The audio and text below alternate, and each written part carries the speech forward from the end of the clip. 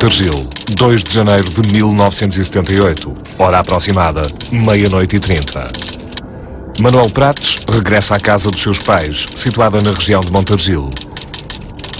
É então testemunha de um fenómeno insólito com inesperadas consequências. O que terá acontecido naquela noite de janeiro de 1978?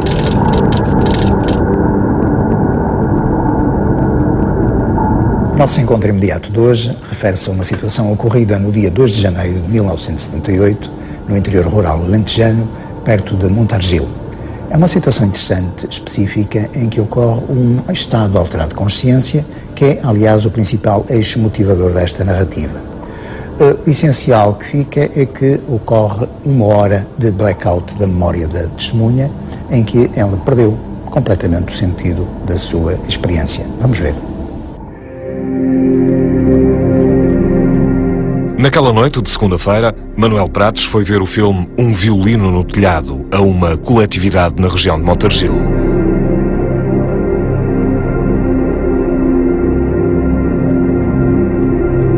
No final da sessão, encetou o regresso à casa dos seus pais, onde na altura vivia e que ficava a uns 20 minutos daquele local.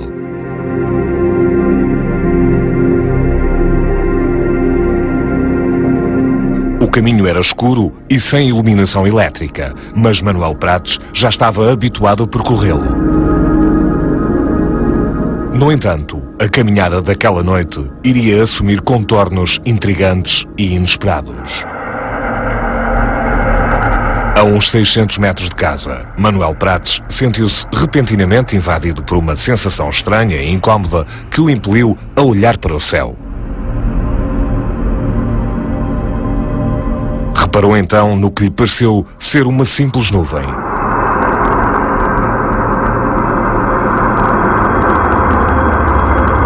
No entanto, ao observá-la melhor, verificou que aquela nuvem era diferente de todas as outras. Tinha uma forma mais arredondada, era mais volumosa e aparentava ter um movimento mais veloz do que as restantes nuvens visíveis naquele momento. Intrigado, Manuel Prates parou para melhor poder analisar aquela estranha formação. Nesse momento, o luar incidiu sobre ela, tornando-a mais brilhante. Manuel Prates ficou então completamente perplexo com o que observou. O que à primeira vista lhe tinha parecido ser uma simples nuvem, era na realidade uma espécie de massa gelatinosa que rodava lentamente sobre si própria. Incrédulo, Manuel Prates manteve-se de olhos fixos naquela estranha formação e aos poucos começou a sentir-se estranho, como se estivesse a ficar cada vez mais leve, mais leve, mais leve.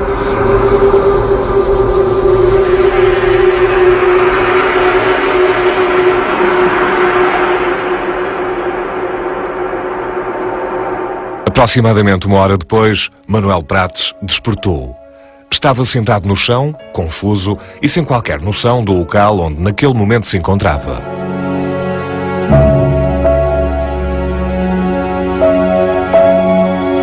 A sua roupa estava suja de terra e lama, o que indiciava que teria estado deitado no chão. Ao olhar à sua volta, apercebeu-se então de que estava a aproximadamente 80 metros de distância do local onde teria avistado a tal estranha massa gelatinosa. Tentou então recordar-se de como teria percorrido aquela distância. No entanto, sentia como que um vazio na sua cabeça e a sua última recordação era a do avistamento da estranha massa gelatinosa no céu. Ainda cambaleante, Manuel Prates dirigiu-se então para casa.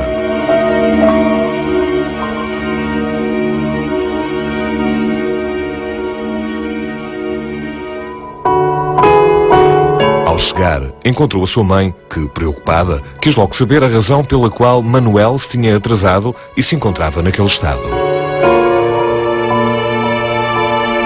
Manuel Prates começou então a querer relatar à sua mãe a situação estranha em que tinha estado envolvido. Mas por mais que tentasse expressar uma frase com alguma lógica, Manuel só conseguia proferir palavras soltas, sem qualquer significado. Pensando que o seu filho estivesse a brincar, a mãe repetiu as mesmas perguntas. Manuel Prates respondeu-lhe novamente com um chorrilho de palavras sem nexo. A mãe de Manuel começou então a ficar preocupada com o estado mental do seu filho. Com um grande esforço, Manuel Prates começou aos poucos a juntar algumas palavras simples, conseguindo finalmente dar algum sentido às frases que proferia.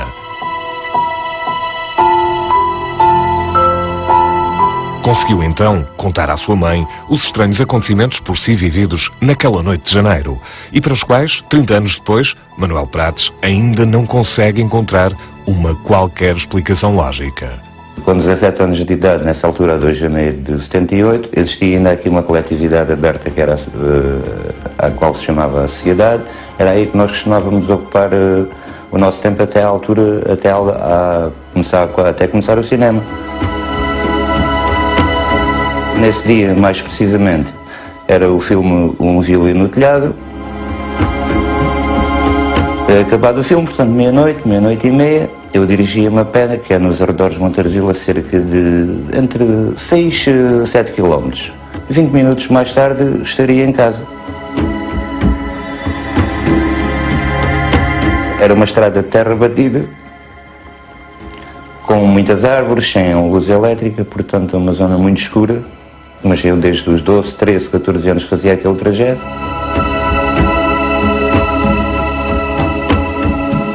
Porque ao chegar a determinado ponto do trajeto, que fica já 600 metros da casa onde eu residia, da casa dos meus pais, mais precisamente no Gavião Carvalhoso, Montarzil, parei-me com aquilo que me ia dar a lembrar, uma nuvem sem forma, aquilo que eu chamaria, que eu pensei que seria uma nuvem. Eu olhei para ela, não havia luz elétrica na altura, não notei nela nem brilho, nem nada que me fizesse suspeitar. A partir daí sei que fixei os olhos nela, aquilo deslocava-se, havia umas árvores de fruto, laranjeiras, alguns pessegueiros.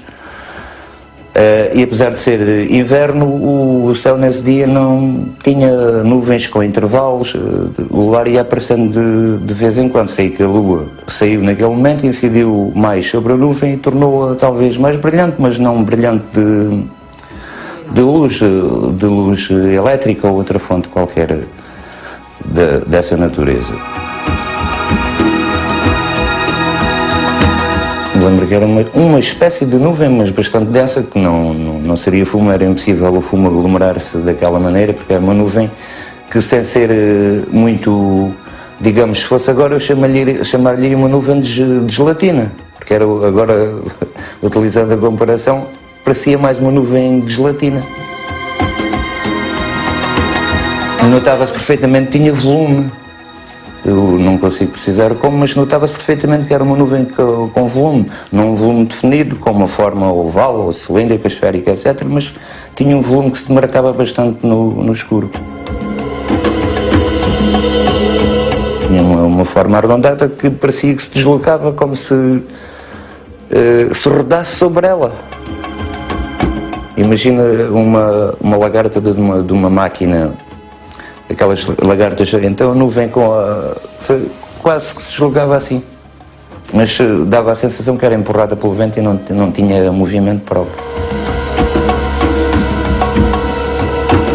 Lembro-me talvez, mas pode ser sugestão, uma espécie de leveza, uma espécie de...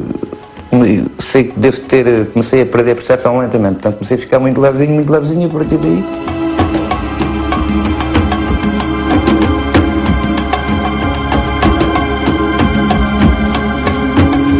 Sei que o registro seguinte é, e sem saber ainda da diferença horária, sei que acordei sentado ou deitado, um pedacinho alameado, porque esse tempo ainda chovia muito, como chove, eu hoje digo que também estava assim por acaso. Mas sei que estava ligeiramente sujo, como se tivesse dormido no chão.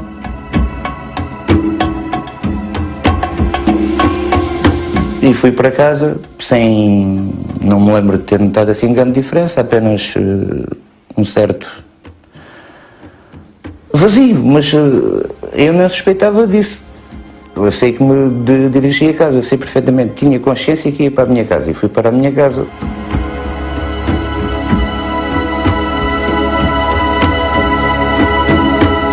Quando lá cheguei, já a minha mãe, que não estava habituada a que eu demorasse tanto tempo, já estava preocupada, já tinha saído de casa, tinha ido percorrido lá os arrabalos à volta à minha procura e já estava à minha espera.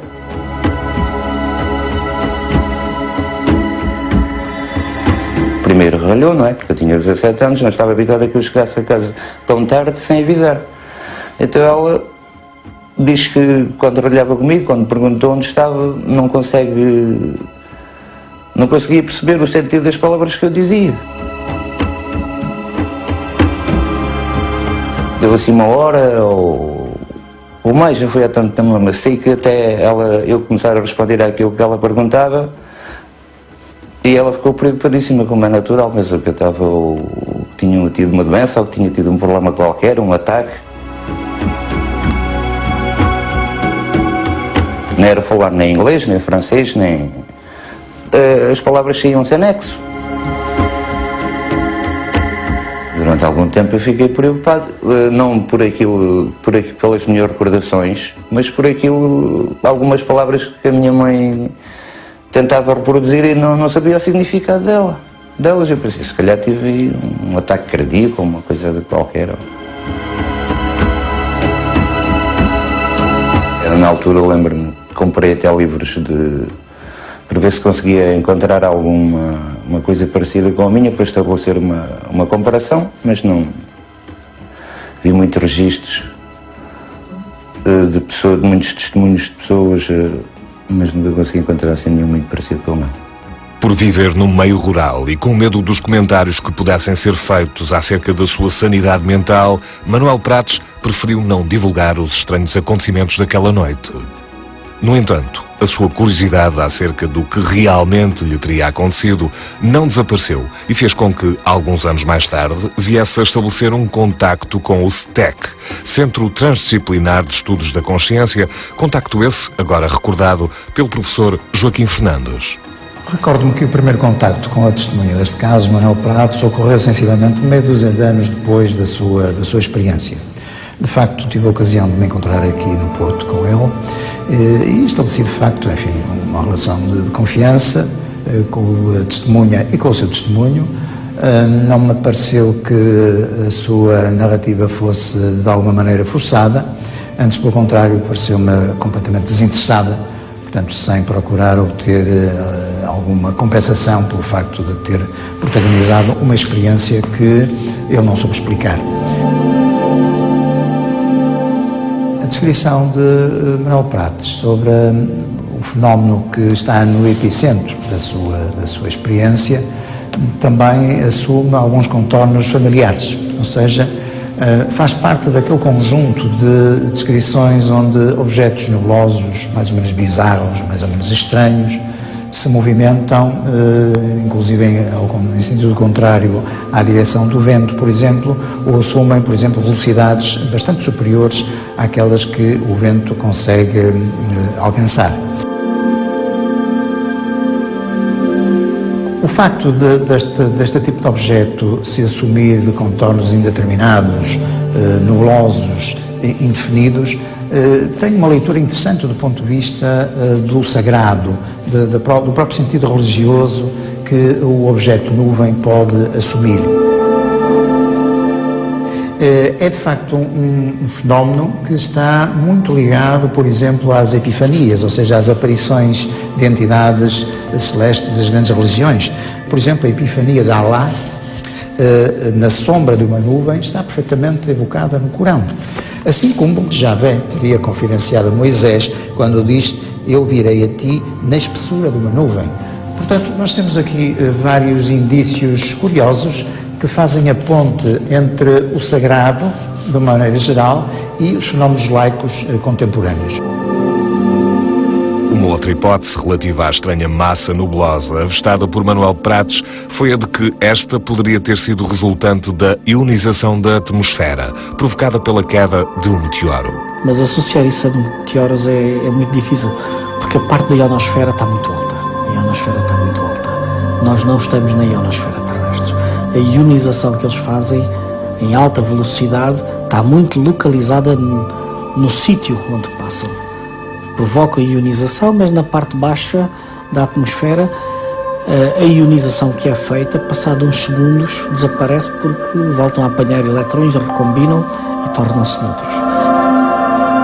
Na impossibilidade de ser efetuada uma análise profunda à natureza da estranha massa gelatinosa observada por Manuel Prates, a investigação deste caso concentrou-se então na avaliação psicológica da testemunha e do seu relato. O que se passa aqui é que alguma coisa aconteceu, não interessa. Há muitas coisas que acontecem nos seres humanos em que nós perdemos os sentidos. E muitas vezes, quando nós perdemos os sentidos, em alguns casos, não é só na epilepsia, a pessoa pode ver qualquer coisa como uma luz, um clarão, e em casos mais elaborados até o fenómeno do túnel com a luz ao fundo, como acontece às vezes nas cirurgias, que são fenómenos que hoje são muito bem explicados pela neurofisiologia, são perfeitamente naturais. À semelhança de outros relatos, este muito mais simples aponta sempre na mesma direção. Eu estou a falar como investigador na área da psicofisiologia, da relação entre o comportamento e o cérebro. Não pronuncio sobre mais nada, porque não sou perito nas outras áreas. Mas a este nível, e da psicologia experimental, este caso é extremamente simples de perceber. Aconteceu qualquer coisa com ele, não fora dele. E depois há uma recuperação de memória que é uma construção pessoal. Agora, todas aquelas afirmações que ele faz sobre o que viu é de certeza absoluta, posso quase garanti-lo, muita construção posterior. Contudo, os sintomas apresentados e relatados por Manuel Prates podem também apontar noutras direções. Normalmente as pessoas, quando perdem os sentidos, entram num mundo onírico mesmo, estão mesmo num mundo onírico.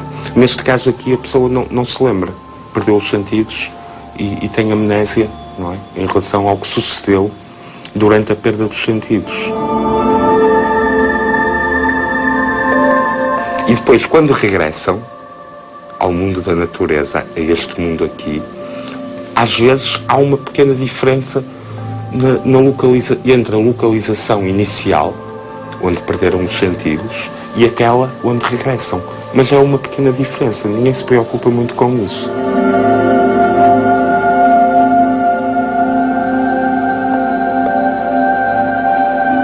E a dificuldade articulatória parece-me que também é natural, porque ele perde os sentidos, não sabe o que se passou durante essa perda de sentidos, tem amnésia, e é natural.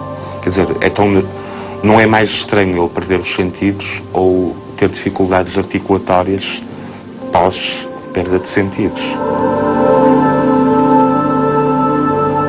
Quando nós temos estas dificuldades de linguagem, efetivamente há aqui neste caso de Montargil este registro de dificuldades de linguagem, estas dificuldades podem ter sido uma reação aguda a uma situação emocional bastante intensa que ele terá vivido. E, efetivamente, no próprio registro, o Sr. Manuel Prates comenta ou refere a existência de um medo intenso e, portanto, isto pode ter despoletado esta perda de consciência. Portanto, há uma reação aguda a uma situação de stress psíquico. Não é?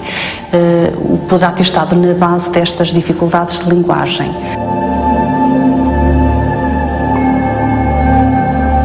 E será que o facto de Manuel Prates repetir o mesmo testemunho 30 anos depois poderá trazer novos indícios à investigação? O facto de a pessoa repetir em entrevistas sucessivas do mesmo modo aquilo que vivenciou aponta para a veracidade do vivido, portanto, que não foi fantasiado, que não é mentido. O facto de chegar a pormenores que se repetem ao longo de várias entrevistas e com tanto tempo depois faz pensar que o que se passou foi vivido e ficou com uma memória marcante. que houve uma memória não só psicológica, com muito impacto, mas que eu diria também marcada quase por uma memória corporal. É como se ele estivesse a reviver tal e qual aquilo que se tinha passado na noite anterior, em que ele refere ainda também as manifestações, sobretudo ligadas a uma dificuldade da voz, a um sentimento de vazio que repete de novo, um vazio que eu suspeito que seria um vazio não só emocional, falta de recordações, o que se passou, mas também um vazio, diria, físico, como se tivesse passado por uma situação que o tivesse esgotado fisicamente. Portanto, foi de certeza uma situação com muito impacto e que eu atribuiria veracidade vivencial.